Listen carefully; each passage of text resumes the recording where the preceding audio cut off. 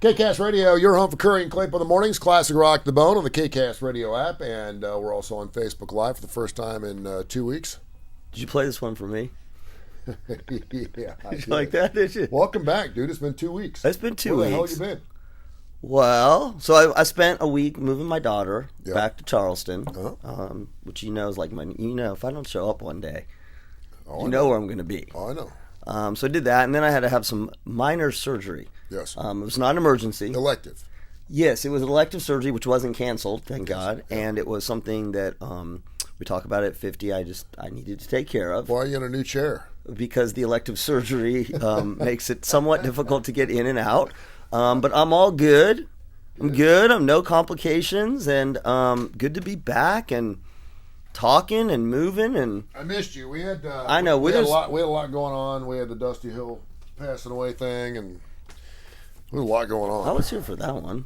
I mean, I should say terrible. I was here. We had the Austin Hanks interview while you were gone. Yes, you did. That was plays yep. in Billy Gibbons' blues band, which was a great interview and was very.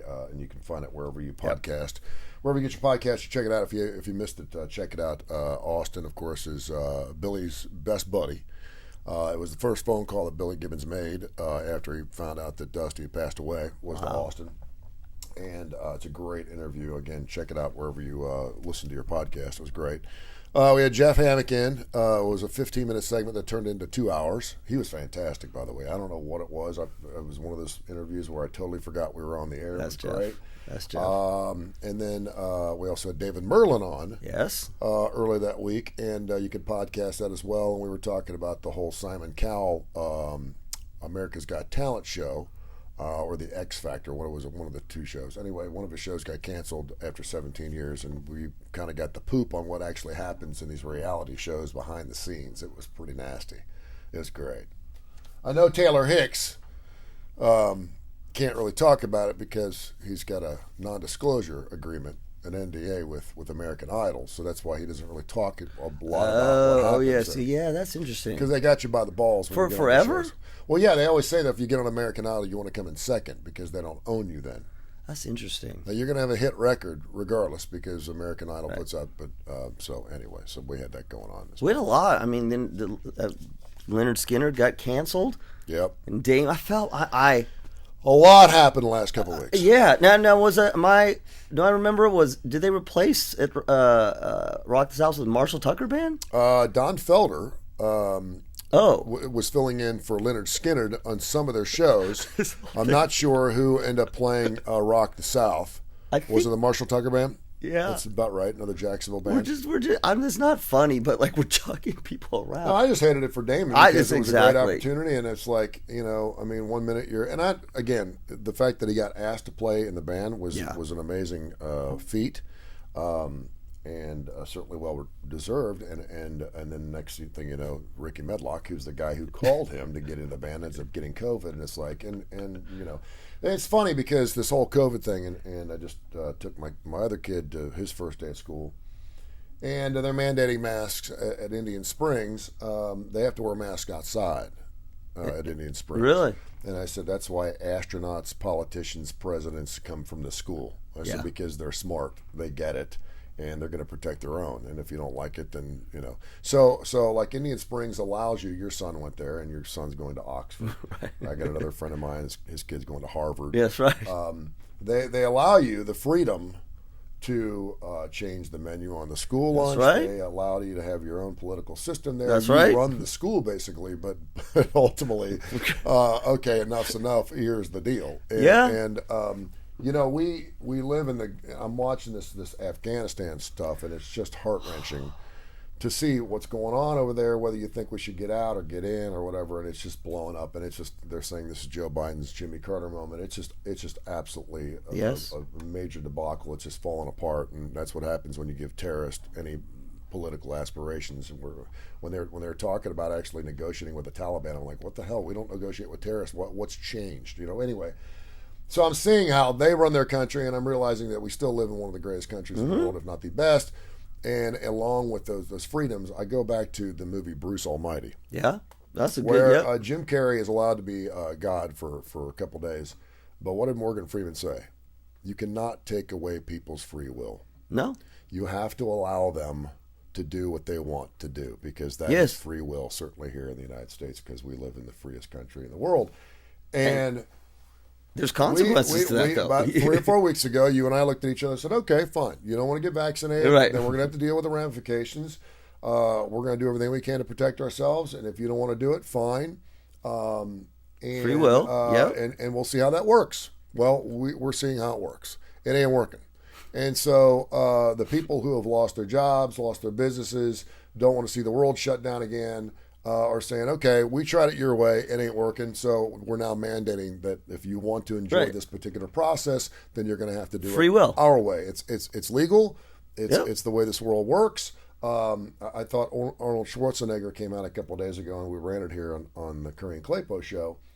He said, you're not allowed to run through stop signs. Mm-hmm. We have speed limits. We have laws in this land. You can't just do whatever the hell you want. You can, but there's ramifications for it.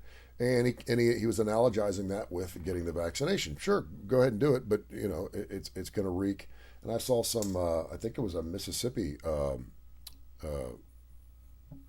student, 19. She got COVID like on Friday and was dead 3 days later, and she was healthy. She was 18. So I mean, we see these stories. So we tried it your way, and it ain't working. And so this is the United States, and now another 4 to 6 weeks of this crap that we're going to have to deal with. The good thing is vaccinations are up.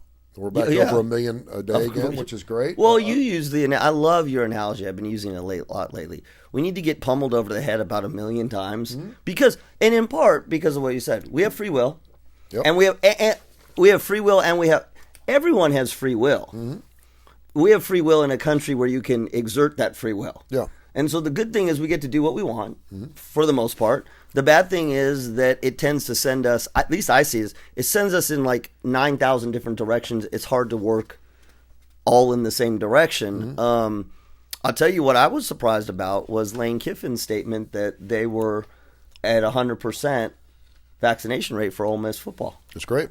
Despite Mississippi being, I guess, I thought we were the lowest, that Mississippi is one of the lowest states, and Ole Miss was 100%, and they pushed him. They're like, did you make them? And he said, I'm glad he said this, because there haven't been a whole lot of coaches coming out talking about this. That's okay.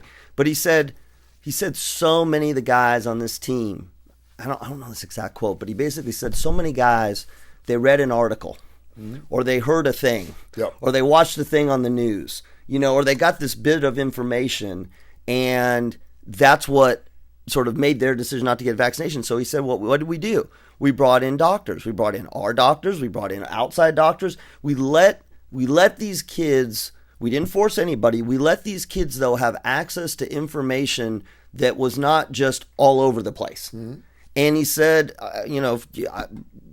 take it with a grain of salt, but I believe he said they made the decision as individuals to get vaccinated, 100%. It's so good to have you back in here because you're a clinical psychologist and you're one of the best in the world. Thank doing you. It. So if you are a person who, for whatever reason, is digging your heels in and don't want to get vaccinated, whether it's your freedom, whether it's your religious beliefs, your ethnicities, whatever it is, whatever the reason is that you want to do it, and then you finally get to the point where you are made to get vaccinated. You don't have to get vaccinated. No one has to, but you could lose your job. You could lose your freedoms. You could lose your mate. Right. There's enough consequences, what you're saying. Yeah. From a psychological standpoint, that is a reason to get vaccinated, is it not? Isn't that, well, I did the best I could to stand up for what I believed in, and obviously it's gotten to the point now where I'm going to have to do this. And it's really kind of your ticket out, right? I mean, it is, and it's interesting the way people deal with, we call it, again, it's dissonance, or it's the whole doubling down. Yeah. And we double down all the time. Vaccinations, this is a more serious doubling down. We double down all the time. Even when we know, and we've all been there. Look, man, we have all been there, where we've made a statement. This is what I am. This is what I believe. This is what, I'm right. And in the back of your head, you're kind of, it's creeping in. Well, maybe I'm not right. Maybe I made a mistake. But it's pride. You're saving face. And we do that all the time. The problem with this is the consequences are much higher. And there is a threshold for most people. And if you think about it, you can play it all the way out. You can say, my kid got sick. and so I got vaccinated. That was enough to make me do it. My spouse got sick, and so I got vaccinated. I mean, my spouse almost died, so I got vaccinated. I almost died. So, you keep playing now, or you go the other direction, like you said, particularly now. They're going to take my job away from me. And as much as I believe in what I believe, I also believe that providing for my family is more important. And so you do come to these points where you make changes in your decisions. And here's the thing that I think people have a hard time with. It's okay. You said to take it out. It's okay to say, I still believe this, but I'm doing this other thing because in the scheme of my whole life, this is more important. And that's the part I have a hard time with. Look, if you are anti-vaccination, whatever, fine, that's your thing. But if your spouse is dying or you're going to lose your job or whatever, you better be willing to deal with the consequences. Yeah. And deal with the consequences. Deal with the consequences not just because you're doubling down. That's the part I have a hard. We see this in therapy all the time. You're digging your feet in because what you don't want to say is, I could be wrong. It could be different. It might be. Yeah. You see it in relationships all the time. It's whenever you believe in something so wholeheartedly, and this is not something obviously 3 years ago that would have come up as something, whether it's abortion rights, you could talk about. Yes. You could talk about the insurrection. There's all these things that are really easy to believe in and wholeheartedly be the martyr for and everything else until it directly affects you, and all of a sudden you're like, okay. My daughter was raped. I was just going to use age of 13, and she's pregnant. Am I having this child? And some people would say yes. Some people would, and that's fine. That's what they believe in. But it's also okay to, as a psychologist, and I know that there are deep religious beliefs about this, but as a psychologist, it's okay to say, I've believed this way my entire life, and now I have changed my mind. I mean, that is free will, right? And some of the most challenging psychological moments that you see with people are those times where they believed in something their whole life. Yep. And the evidence is such that it doesn't hold true. I mean, and again, you can take this down to all kinds of things. I mean, you see it in divorce. I believed that my mom and dad were going to stay married my whole life. And the day that they didn't, my world changed. My worldview changed. And so, the reason I'm bringing that up is the vaccination stuff is all over the place. It's a mess. It is life-threatening. But the theme is exactly the same. It's this idea of, are you holding on to your convictions because you still believe the information, the evidence, the whatever, or are you holding on to your convictions because you've been holding on to your convictions? Yeah, or are you afraid you're going to look like a dunce because you changed your mind, which is ridiculous because it takes courage to change your mind at that particular level. And again, I understand if you have some pre-existing medical situation where a vaccination could potentially harm you. I get that. And assuming that you hadn't got it yet and you're living right and you're masking up when you can and you're protecting your family. I've got more people I know now. I've got like 15 friends of mine that have gotten just in the last couple of weeks. I mean, unlike anything that I've seen in the first 3 waves. Were they vaccinated or unvaccinated? About half and half. Yeah. About half and half. Yep. You know, and it's like we went down to the coast and I went down there to do some business and took my kids down there, and my son went to school to get his test this weekend, and I fully expected he was going to come back positive because we went to an Alvin's Island. And there ain't nowhere in the hell to go. Where'd you go? Alvin's Island, one of those surf style shops. I've been there. It was impossible. I know the owner of Alvin's. I was wanting to party in the Red Sea. I was like, please, everyone, move to the side so we can get the hell out of here. It was impossible. And knowing that 1 in every new 5 cases is coming out of that state, and I didn't see a mask in the 3 days I was down there, so I was fully expecting that somebody in our family was probably going to get it, and thank goodness we didn't. But I it's just. It is what it is. But I'm believing now that this is something that we're going to have to live with, which sucks. I don't know if you saw this. I've been talking to Jay Wilson with Red Mountain Entertainment, a good friend of mine. They're canceling stuff left and right. They are, but they are now saying, it's as bad as it's ever been. But we're not going to resort back to the way it was. We're not shutting things down. Right. We're not, and we said that college football is going to happen whether we. Well, we got rules, but we got rules now in place. Yeah, Live Nation came out late last night and is requiring vaccinations for concert goers at every one of their concerts everywhere possible. In their quote, it's very, very interesting because according to their website, as I lick my finger here, you licked your finger and you licked your mic, which is a little gross. I did. The move mandates shots for concert goers. Okay. It comes after the company initially said it would leave the decision whether to require inoculations up to individual artists. The artists were the ones. Oh, that's interesting. Yeah. Vaccinations are going to be your ticket back to the shows. As of October 4th, we'll be following the model we developed for Lollapalooza, requiring this for artists, fans, and employees at Live Nation. So originally it was something. Document? It was, yeah. You'll have to have your card. And you'll have to show, and it's not going to be a situation where, at least according to this thing I read here, it's not going to be a situation where you take a negative test. You have to be vaccinated if you want to go see a concert. Now, some people say, "Fine, I won't go see concerts." And you know what they're going to do? You know what's going to happen? Welcome to our country. There's going to be the anti-vaccination concert series. Oh yeah, yeah. Yeah, all the artists. We're one mofo of a protesting country. Now we got fights breaking out between protesters and anti-vaxxer protesters. I'm like, dude, Did you see the fight between?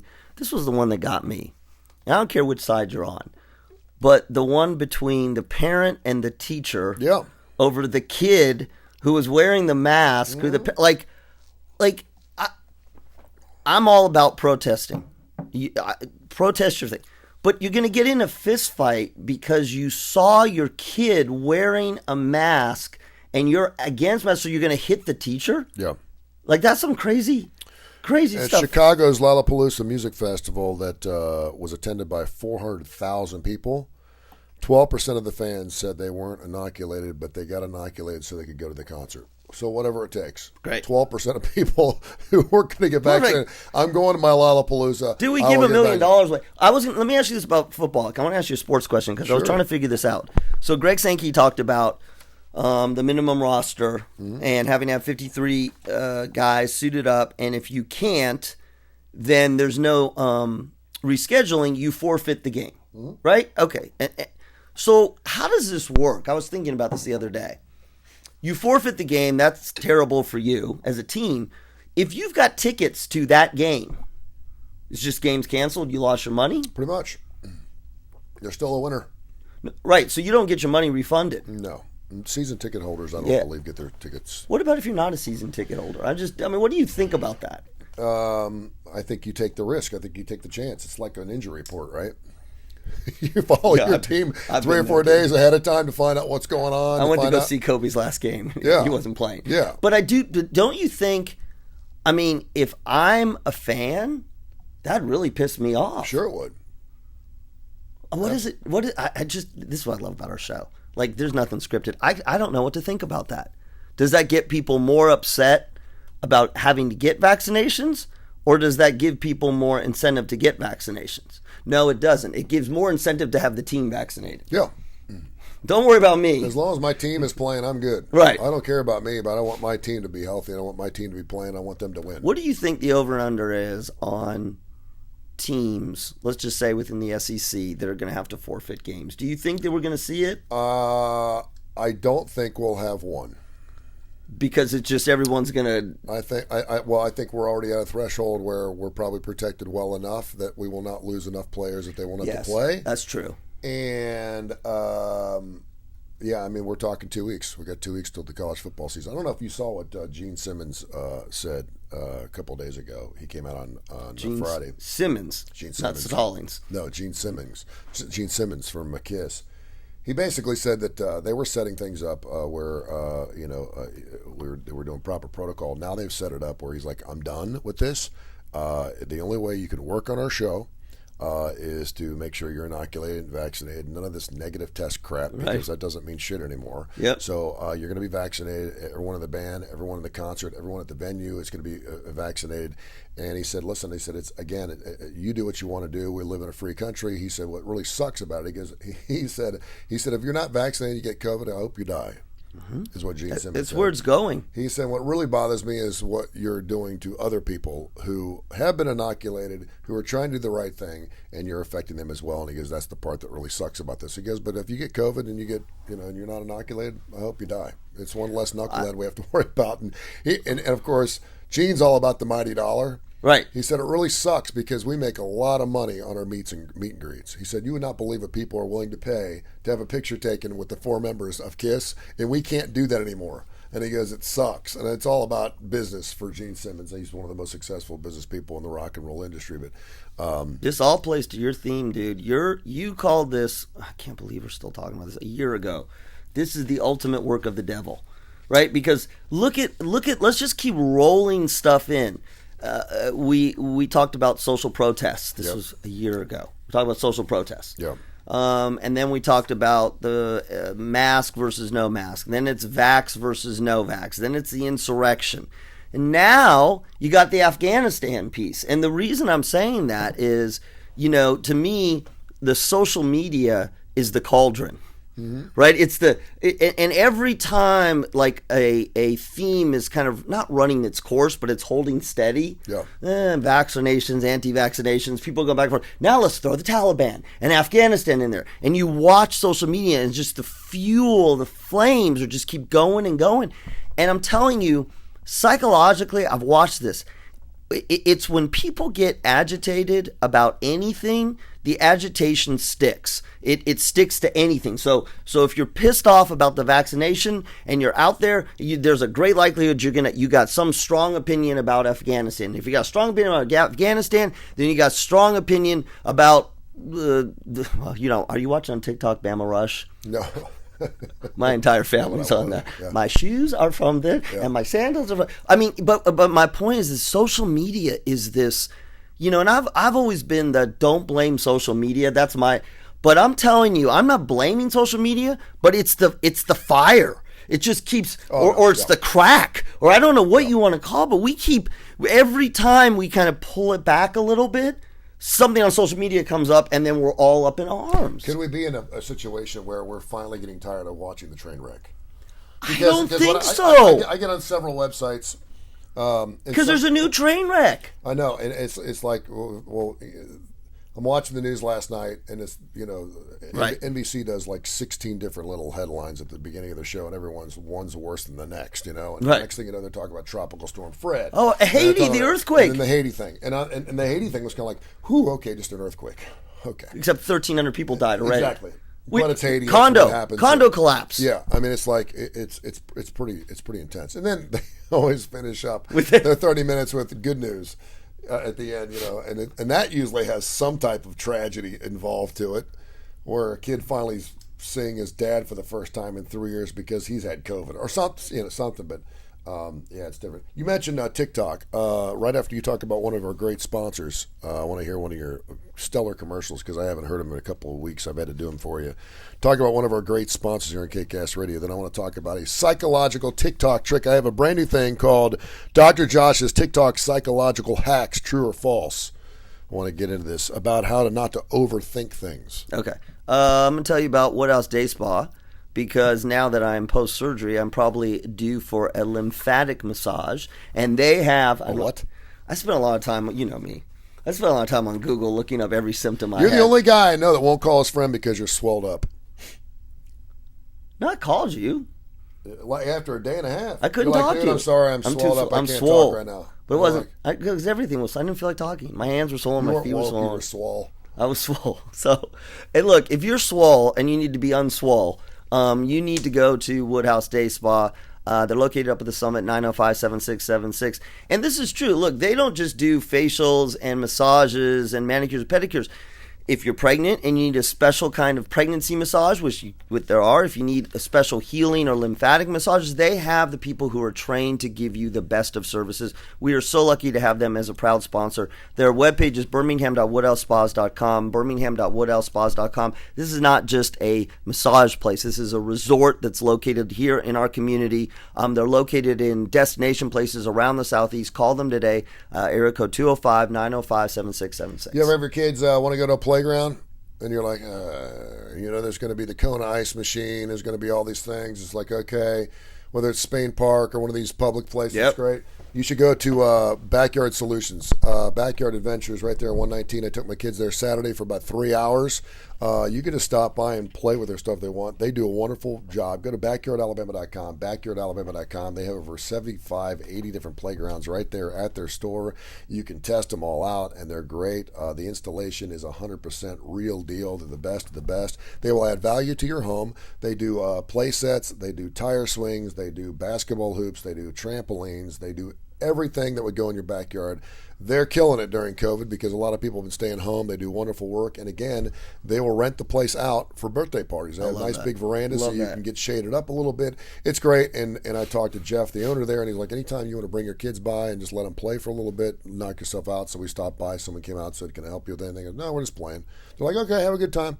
And the kids went after it for like 2 hours. It was great. We should have a live concert out there while people are playing. You could do it. It'd be great. Wouldn't that be good? As long as they weren't serving alcohol. That's right. That's fine. Backyardalabama.com, backyardalabama.com, or 408-4FUN, 408-4FUN, Backyard Solutions and Backyard Adventures. They do wonderful work. All right, so this guy named David J.P. Phillips, who is a communication psychologist. You know what that is? He's a communication coach. He's a coach. Is he a psychologist? He is. Okay, fine. Who's garnered over 1 million followers on TikTok by sharing psychological tips and tricks. Mm-hmm.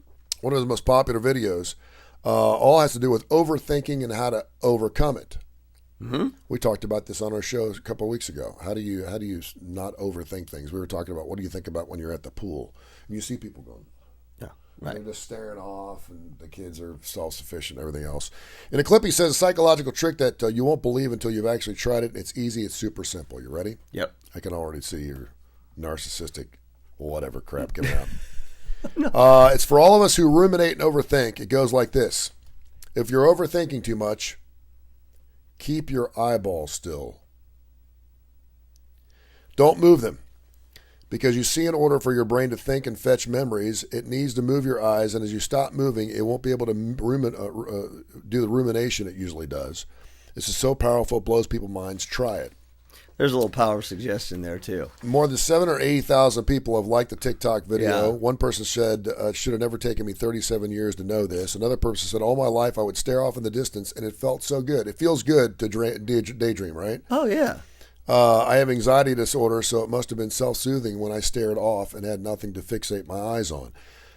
Wait, so he's saying to fixate or not fixate? Just don't move your eyeballs. Whether you're fixating on something or not, don't move your eyeballs. Right. My mind is blown at works and explains why people have trouble looking you in the eye when they all tell a new lie. Mm-hmm. Someone else added, yes, I'm an EMDR, an eye movement desensitization and reprocessing therapist, so not moving the eyes minimalizes the bilateral brain processing thoughts. True or false?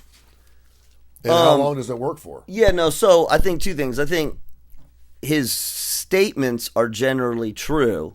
I think the effect via TikTok, there's a lot of a placebo effect. Okay. So what I mean by that is it's true, but if you see it and someone says that to you and if someone goes, look, you want to not ruminate on things? Just fixate on something and then you won't ruminate. Yep. There's a power of suggestion there. Yep. So there's definitely that piece playing into it. One of the things we do know, and you see this, you do enough TV, I do too. When we think, we tend to, when we're pondering, we tend to look one way or the other. It's this weird sort of way that our brains work. And the problem is if you do anything on video or TV, you look like you're having a seizure. Yeah. Right? So it gets hard to think and stare straight ahead, but it's something you can train yourself to do. What he's basically saying is that anytime you're not fixated, your brain is sort of processing, and when he's talking about rumination is just thinking the same thing over and over, cycling in your head. So if you're going like this, you're trying to figure something out, and if you're trying to figure something out that it's stress-inducing and there's really no answer to, it doesn't do you any good. That's ruminating. So what he's saying, the way you break that cycle is you just go and you stare. So the roll the eyes, it'll break the cycle. Yeah. But then it's like anything else. Then if you go back and start looking the other way, you'll start ruminating again. I think, though, that this is, listen, one of the things I love about psychologists and TikTok and Instagram and social media, and I've had a good time with this, is throwing out the little tidbits that we would rarely throw out by themselves. You know, it'd be part of a larger treatment program, and letting people experiment with it. So I think it's great. If you find yourself cycling, you know, just cycling in your head, this is why people say do things like meditation, right? Because if you're cycling in your head and you can't get a thought to stop, just look straight ahead and focus on the Aquafina. Yeah. And I'm thinking about water. And I'm thinking nothing more about water other than I have to pee because I've got edema and I've got but I'm not ruminating. Yeah. So I think it's great. But ultimately, what keeps you from getting back to your rumination? Because I mean, a lot of times, you know, it's the break. Count to 10, meditate. But I think that's why prayer works. Yes, it's kind of a double whammy there because you're not only praying that whatever situation you're going through, it breaks a cycle. It breaks a cycle. It breaks. It's distraction, right? It's we're 2-year-olds. So here's the thing. What it does, all these things do two things. One, they calm an automatic process, right? Rumination is just kind of like my brain is going and I can't stop my brain from going. And so what he's saying is look straight ahead. That will stop your brain from going. And what that does is it gives you headspace. It gives you a moment to say, okay, I need to stop doing that. Yeah. Right? But your point, what's it to keep you from doing it again? Nothing other than it gives you a little more control to say, okay, I need to start focusing on this. And then you insert things like the rumination's doing me no good. I need to take action, all that self-talk stuff. Yeah. A good friend of mine, Tommy Williams, runs Workplay. And I love that place. We've done the Kurre and Klapow come together. I've done Bright House Foundation, charity events down there, wine tastings, you name it, the whole 9 yards. It's been shut down because of the COVID thing, and I know that he can't wait to reopen it, and he's been waiting to reopen it. You can still go to his website. They're still doing virtual things, and they've got some concerts set up. Go to workplay.com. It's fantastic. There's 3 big rooms, and of course they'll do some private parties and stuff like that. Give them a call or go to workplay.com for anything you need. Where you are the rock star, Workplay and workplay.com. They do wonderful work down there, and can't wait till he's been talking for months. Can't wait to reopen the place. And I know his happy hour at 4:00 used to be one of his favorite places to be. There were a bunch of regulars in there, so if and when that place reopens up, it'll be soon. We'll be ready to go. Perhaps it'd be a great place to take a date. I got some brand new dating terms that just came out through Pinterest. I love this. Pinterest? And there's a brand new one called pedestaling. You ever heard of it? Yeah, I think you know what pedestaling is? Pedestaling? Pedestaling. Yeah, pedestaling. All right, so we have... Can you use it in a sentence? I will. Origin, please? We have ghosting. We know what ghosting is. Pedestaling is putting somebody up greater than they are. So why? What? Why? Why would you pedestal someone? 1, to compliment them. 2, to make them think that they're amazing. And 3, because of your own insecurities. Okay, the third part's right. And the insecurity part comes into play to why you would pedestal somebody, because why would you make someone bigger than they actually are? Right, it screws you up in a relationship all the time. It's because you want to change them. We'll talk about it here in a second. Zombieing is when a person who ghosted their date suddenly reappears and acts like nothing has ever happened. And they want to continue where they left off. We've all been part of that. No, I know, but that's just so much time. So you ghosting, and then you stop ghosting, so we call it zombie. Yeah. Benching is when daters are not into someone enough to commit, but they want to keep them on the sidelines as an option. Right. We might need you. Yeah. I like that. That happens early on in a relationship where, you kind of like, I need a pinch hitter tonight.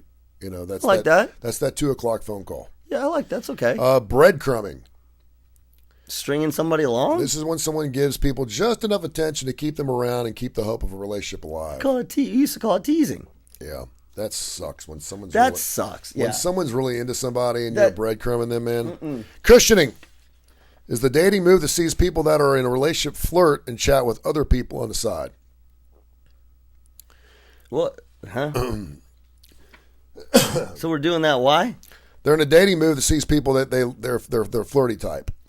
So they have you, but they're still flirting with other people. Oh, just in case I'm with you, but you need a landing. Yeah, exactly. We know what catfishing is. Yellow carding. Just like when a football is cautioned or given a yellow card in a game, this refers to calling out a date or a boyfriend about their bad behavior. That sounds like just That's just like, yeah.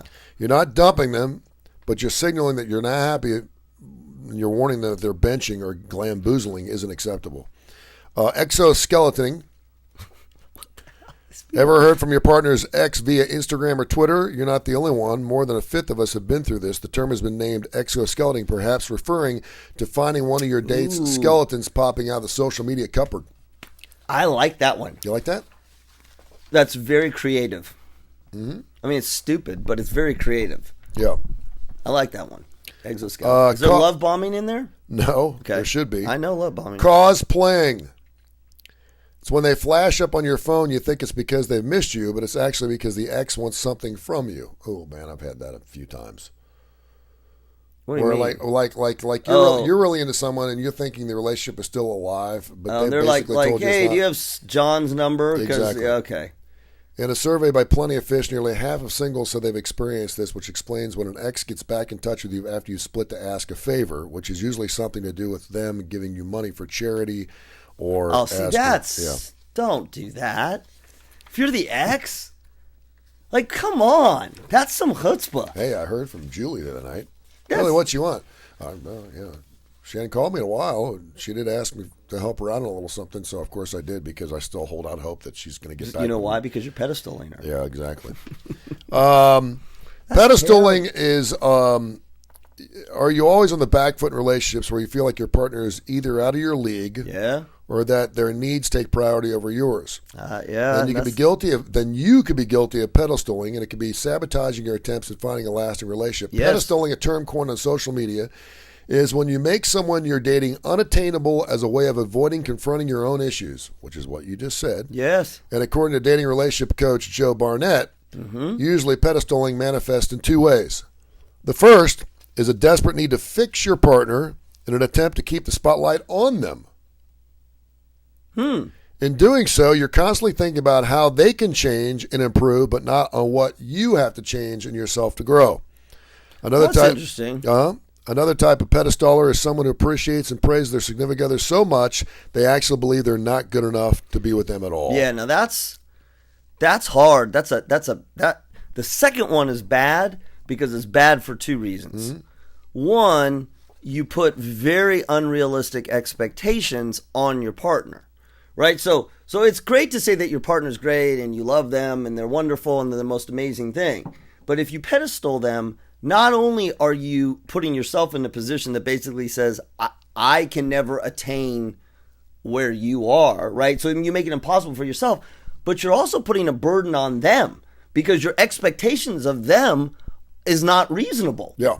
And so you get these two problems because no matter how much they are just being human, you don't accept that. Oh, you would never do that. Yeah. You couldn't do that. And they're like, well, the hell I can't. Well, just watch me. Well, just watch me. But then you, because you're put on the pedestal, well, I guess you can, but I'm not capable of making those. We see this all the time. And let me say this.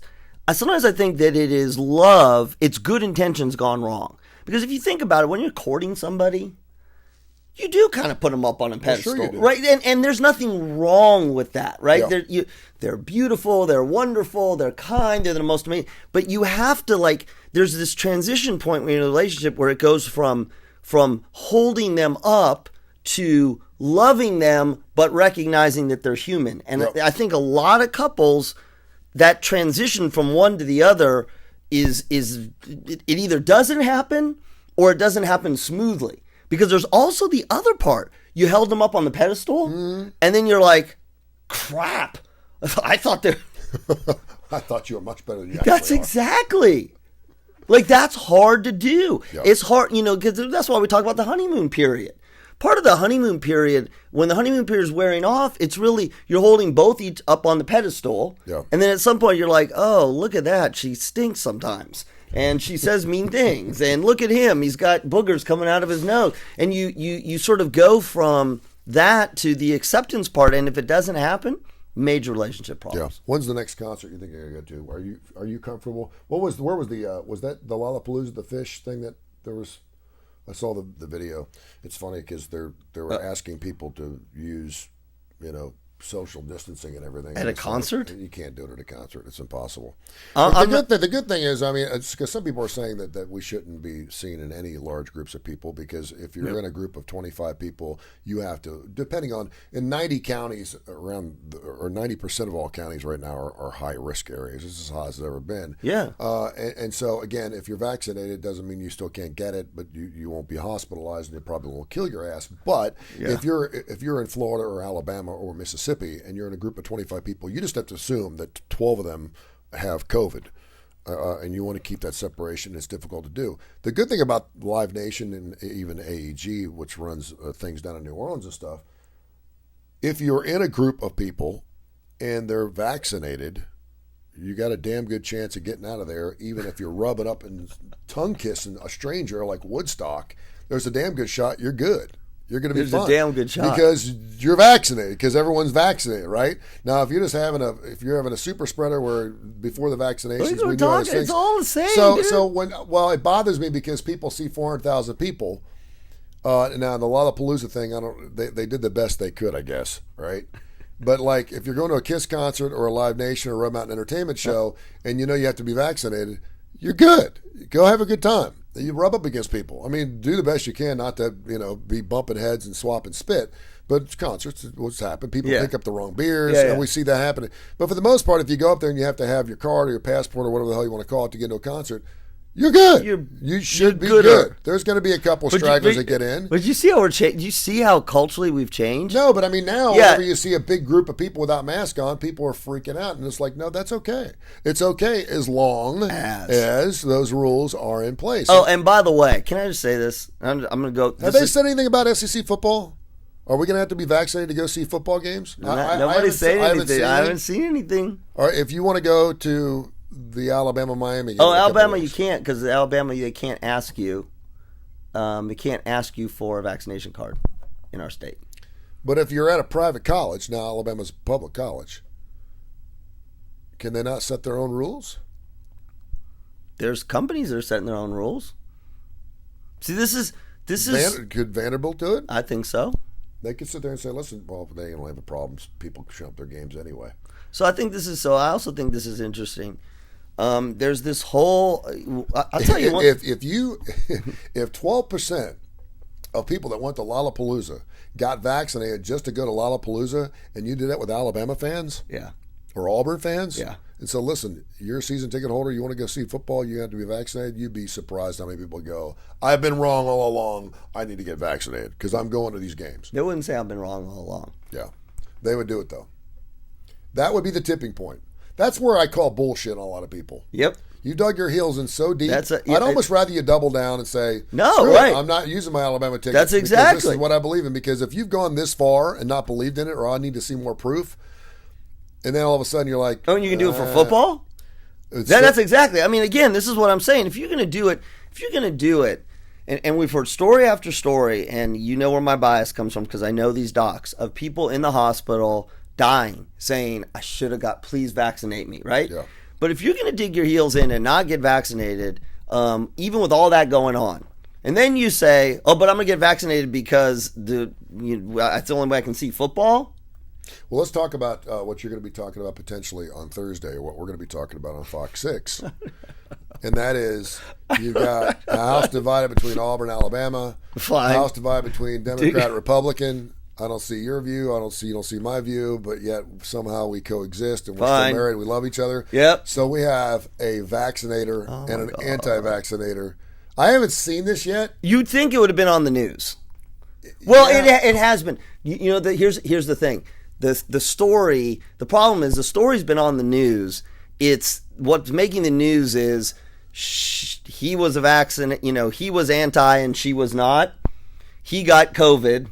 Right, almost died. Yeah. And then decided, since he lived, that he was going to live for his family, and he got vaccinated. I mean, that's usually the story. Or he or she, and they died. Yeah. Like, you're not hearing we had a discussion about it, and I've changed my mind, or I'm doing it out of my belief. I see the problem with this is, if you're an anti-vaxxer, if you are anti-vaccination and you ask people why, they're not going to tell you because I'm a Republican. That's not that's not. They're not saying it because of political purposes. Yeah. They're saying, I don't believe it's safe. I don't trust it. I don't need it. I mean, those are, and so the thing to me that gets really interesting at a relationship level is if you believe all those things and that's why you're not getting the vaccination, and your spouse or your partner says, but I'm scared. I'm getting the vaccination. I want you to get it so that I feel safer. Mm-hmm. This is what I'm supposed to talk about on Fox. What do you say? No. Is it a deal breaker? Well, is it a deal? I mean, to me, it is. I mean, we already know that there's a lot of people on dating apps that won't date people unless they've been vaccinated. This is talking about being with somebody. Why wouldn't you? And to your point, there's things that are blowing up where they're like, "Hey, we'll only date people if you're not vaccinated," which is whatever. I have a hard time. If you will not get vaccinated and your partner believes that you should, they're getting vaccinated, maybe you have kids who can't, and you say no, it's what we talked about in the beginning. Your convictions are saying that they are more important, your convictions, than what your partner is asking you to do. Now, you could do a flip side, it gets really spicy. You want to get vaccinated, and your partner says, no, I want you not to get vaccinated. We don't know enough about this vaccine. And you're like, look, I've read everything. I've read all the studies that say, no, I don't want you getting that vaccination because it could harm us. And could it be a reverse deal breaker then? That's what I'm saying. Could they want to break up with you because you want to think you're doing the right thing? This is a complete shit show. I mean, this has got psychologists. We're all both fascinated. Yeah. And completely perplexed. I don't know what you say. I mean, I can't think of... And listen, I'm back on the dating scene. I don't know if I could not date someone right now that if I said, listen, are you vaccinated? That would have to be a question I'd have to ask somebody right now. We're asking First everybody. of all, do you have VD? Right. And do you have any prior marriages or kids I need to know about? As you get a little deeper. HIV positive. Do you have anything, luggage? Hepatitis. And then I'd have to ask the question, are you vaccinated? Because I want to know that if I'm with you and I'm intimate with you and I'm seeing you every single day, that I'm not bringing something home to my kids. There you go. And so that's important, at least at this point. And so maybe 3 years down the road, it'd be different. But that'd be a situation where I have to go. Now, if they say, listen, I really like you and I really want to continue this relationship and I will get vaccinated for you, then no problem. Right. That's no problem. Then I'm going to go with you. Yes. I'm going to make sure that I trust you. I want to see how much I trust you, but let me drive you down That's to the right. Walgreens to make this happen. And let me say or let me bring one over to your house and I'll give right. you a pop. We'll do a little role playing. Let's play doctor and nurse. And I'll give you the shot myself, which I fully expect to be happening here soon. You'll probably be able to get a vaccination on store shelves by the end of the year. You can get a test on them. Yeah, you can give yourself a shot. I did that, by the way. So, yeah. I had the sniffles. Yeah. Oh, yeah. And you know me. You know my tendencies. That was anxiety sniffles. Well, it was like allergies. I had the sniffles and the whole Delta variant, and I was like, I didn't feel great. And I was sitting there. And Did you tell them? Who? Did you tell the doctors you didn't feel great? Because that's the first question. No, this was before. Yeah. I didn't tell my family, though. Yeah. Because my son is like, because he's going to England, he's like, you freaking get COVID and you bring that shit home. And he's like, I'm going to kill you, Dad. I'm going to kill you. He's like, I'm shutting this thing down because I'm going to England. But anyway, so I was ruminating. Yeah. And I was like, all right, it was like pregnant. It was like a pregnancy test. Yep. Drove to Walgreens. Like, I got the thing and shoved the thing in my nose. And then it totally reminded me in this weird, twisted way of when we went to get the pregnancy test, right? And I looked at it, and I'm reading the instructions, and they're like, don't look 15 minutes, 30 minutes. I'm looking at it, and it looked fine. But then I thought I saw a line, and then but here's something that I think that people, there's a lot of misconceptions out there, but here's this one that I see floating around that I just feel like people should understand. It is not against the law or HIPAA or anything to ask you if you've been vaccinated. Yeah. You don't have to answer. Yeah. Like, we got this weird... We're going to know. We'll know. No, but it's okay. It doesn't violate your rights to say, have you been vaccinated? Now, if you say, and this is where it gets a little spicy and depending on the states, if you say, have you been vaccinated? Show us proof or you can't work here, or you can't come here. I know in our state you can't do that. Yeah. And excuse our ignorance as people who have been vaccinated, but we just don't understand why you wouldn't want to get vaccinated. I'm not one of these people that's going to have. When I was down at the coast, there was a woman who was probably about 18 or 19 years old, nice looking redhead sitting in the lobby, and there was a guy who was tatted up, redneck, wife beater shirt on, was probably in his 30s or 40s. And he was one of these guys making conversation with everyone who walked in the lobby, and he was actually working at the hotel. They were putting up some new dry board or something. And he was like, "Hey." And she's like, "Good morning." And he's like, "How you doing? What's your name?" And you could tell she didn't want to be bothered with. It was 6:30 in the morning. And he's like, "Beautiful day out there. Are you getting your last little hoorah in before you got to go to school?" And she's like, "Yeah." And then she opened the door. She said, "Yeah." She said, "I'm a little freaked out." "Because you don't like school?" "No, because, with COVID, the whole thing, and I'm just kind of freaked out." He goes, "Well, you're vaccinated, right?" "No." And then she looked right down at the floor. He was sitting over here about 20 feet away. "Why?" I just haven't seen enough proof yet." And again, this was a guy, he didn't care. You would have thought that he would have been unvaccinated. We were waiting for the elevator, right? And the elevator came 3 times, and I didn't take it because I wanted to hear this conversation. He's like, well, why not? Well, she said, "Well, there just hasn't been enough proof yet. I haven't seen enough proof to get this vaccination." "Well, how much more proof do you need?" And he wasn't being a smart ass or anything. And I can just how much more proof you need? He goes, "You got scientists out there talking about, it's safe and everything. And as soon as the vaccinations came out, everything started dropping. The numbers went through the floor. We almost whipped this thing right in the ass. Did you see that?"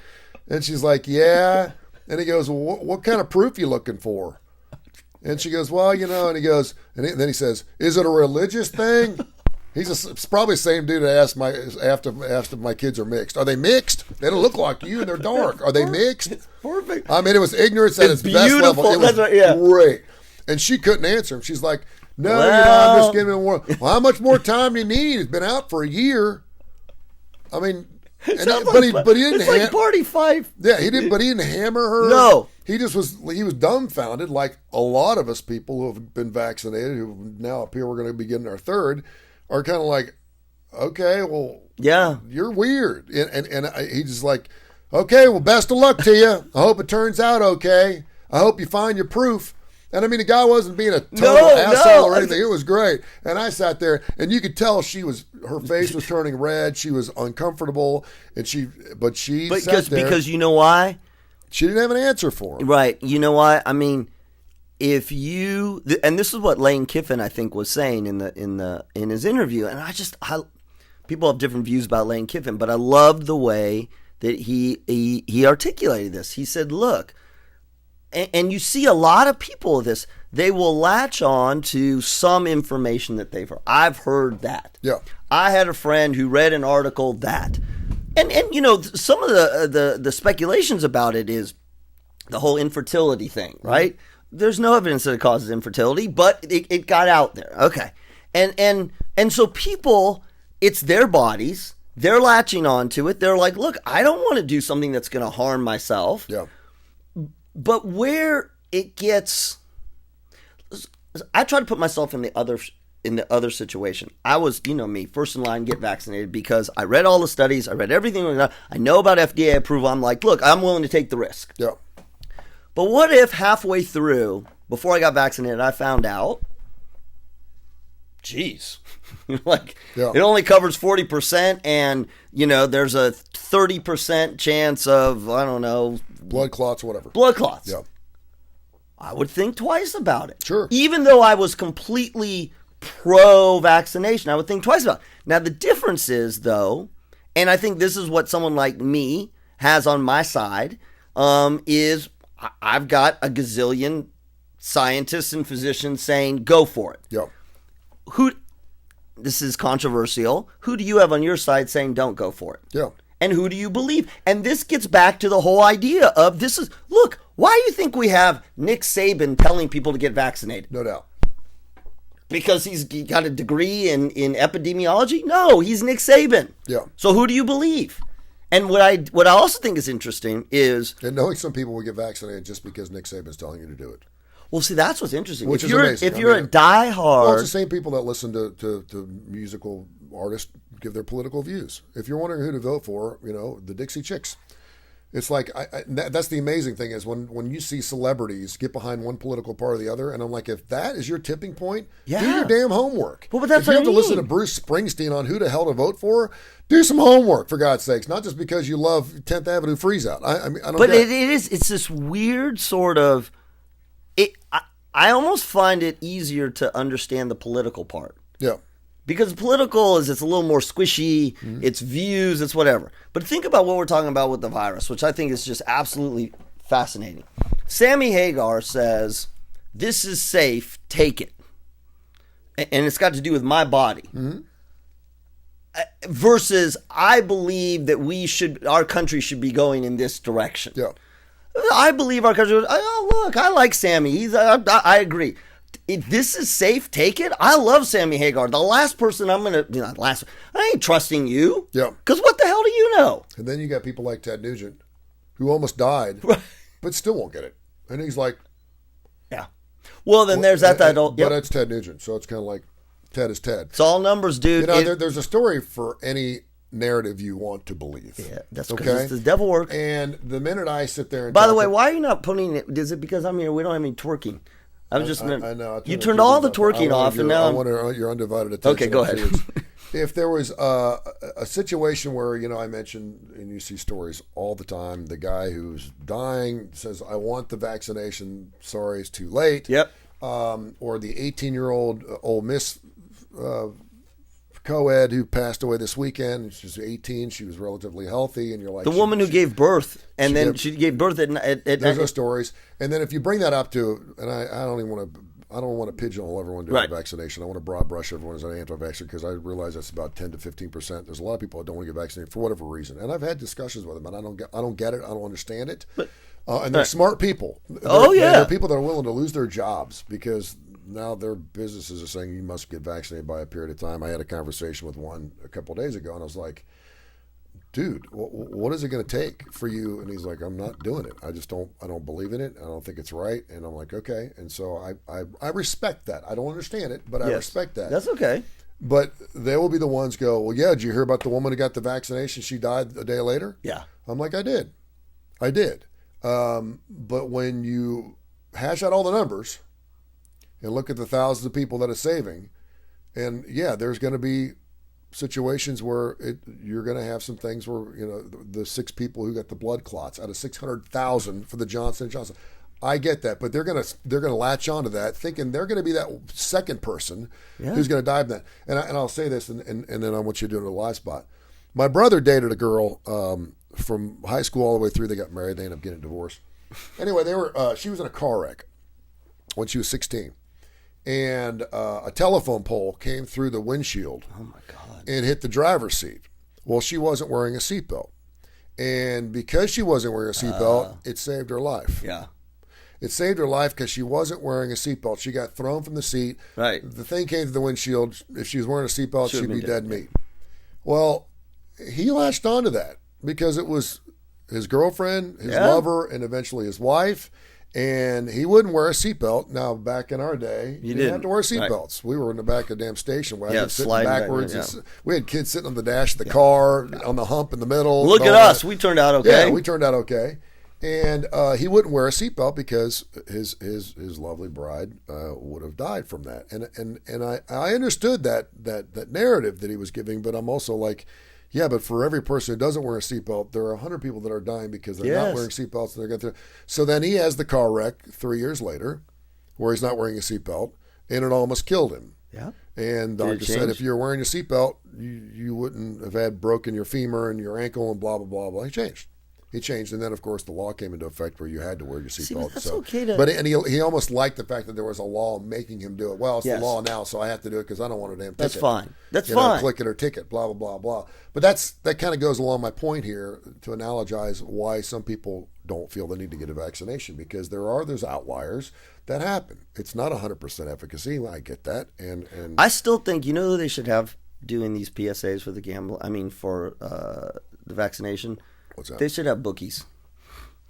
Bookies PSAs. Yeah. Because again, you do this all the time. Like I'm the guy who's got the PhD and I've had all the stats and I don't understand probabilities. Yeah. You understand probabilities far better than I do. Yeah. You know, the odds ratios. You do odds ratios all the time and I don't know, 1 out of 6 and 6 out of 3 and over and under 6. That's what all this is. Yeah. And so the part that's interesting to me is, are you going to play the numbers or are you playing superstition? Mm-hmm. Are you playing the true numbers or are you playing superstition? And a lot of people are playing the superstition. If you're a gambler, if you're a bookie, if you're a guy who knows or gal who knows the numbers are in your favor. Yeah. Wouldn't you say? Yeah. The numbers are in your favor. And in fact, yesterday, just before I do this, they were talking about the Johnson & Johnson one's getting a bad rap because it's not as effective. Yeah. And there's all these qualifiers, and they had the physician on. They said, well, it's not as effective, but it's just as effective of keeping you from dying and keeping you out of the hospital. Now, again, you know me. I'm like, I don't want just that. I want to not be sick at all. And he said, so we got to be careful about how we're defining what is effective and what is not effective, because the Johnson & Johnson thing it's already the train's left the station. Yeah. You know, oh my God, I got the Johnson & Johnson, I'm going to die and all this stuff. And I think that if people like you would go on and do stuff about odds and probabilities, I think people would understand better. That's what Lane Kiffin was saying, is that, look, we didn't make any of our guys do this, but what we did is we put the information in front of them that they felt was trusted sources. Yep. And I think if you have that and you still make the decision, you're at least making an informed decision. And here's the other piece where I think is interesting, and this is where this stuff's going. This is, welcome to free choice and economy and all that kind of stuff. Businesses in our country, are going to drive this whole thing. Yeah. They're going to go, look, we are sick of this stuff. Mm-hmm. You show a vaccination card or get the hell out. Well, I'm not going to shop there. Fine. Well, that's going to work until some point at which either you're fine and you don't need to shop in those places, or those businesses have enough pressure on you. I think the Alabama is a great example. Now, if you're not vaccinated, you're in the minority, and people that are vaccinated want to go to restaurants where you do need to prove that you're vaccinated, because we don't want to take our mask off the minute. Why do you think we go out and eat? Because we don't have to wear a mask. It's great. I don't have to wear a mask. I don't have to wear it in a parking lot to the restaurant. Why wear a mask while I'm waiting on my table? I'm in a restaurant because it's got to be good. So as long as you're covered there, and so eventually the scales will tip. But it's pretty. We're not going to do this all week, by the way. No, we just need to do a little COVID catch up with Dr. Josh for 2 weeks. Southern Precision Staffing, one of our great sponsors. We did a huge app upgrade this past Wednesday to make sure that we wouldn't get hacked. Mm-hmm. Or have any other types of issues. We wanted to make it tight and right, and it's just humming and drumming, man. It's rocking and rolling right now. And so we took Wednesday night off for our Live Wire Wednesday. We'll be back this Wednesday night. We're going to blow the doors off, and we're going to go extra long with Southern Precision Staffing for all your staffing needs, anything from construction to IT to everything in between. They're centered right here in Hoover, Alabama, but they serve the United States of America, just like KCast Radio does, where your word and your handshake still mean something. And yes, they still handshake at Southern Precision Staffing. Southern Precision Staffing, 205-682-2828, 205-682-2828. It's Southern Precision Staffing. They sponsor every AC/DC song I play. Live Wire Wednesday, a full hour of AC/DC coming up on Wednesday night. Do one of your live spots, and then we'll boogie. I got to tell you about prostates. Yeah, do it. I got to tell you about prostate. Vituro Health, which actually, I didn't even tell you, I have agreed to be one of the keynote speakers for Vituro Health. They are a prostate treatment, men's health and men's prostate health treatment company, and they are expanding well beyond just prostate. They are there to tell guys something really simple. Prostate cancer is common. 1 out of 9 men are going to develop it. It is treatable, but you have to have your prostate examined, and you have to have a PSA test to know if you're running the risk or if you develop the cancer. If you develop the cancer, Vituro Health is working with urologists all over the country developing new treatments that are minimally invasive. And what that means is you may not need to have the surgery. Even if you have the surgery, you may not need to have the kind of surgery that produces the negative sexual side effects. So go get educated, guys. Go to their webpage today. It's a great webpage, VituroHealth.com. Learn about men's health, men's prostate health, treatment of prostate cancer. And again, that webpage is VituroHealth.com. Beautiful. Thanks again for watching, and thanks for Dr. Josh coming back after a couple weeks. Good to be back, man. Good to have you back. Get the KCast Radio app. It's KCast Radio, KCast Radio. Get the KCast Radio app. It's free, cost you nothing. Great classic rock and roll on the Kurre and Klapow Show every Monday through Friday morning between 6 and 9.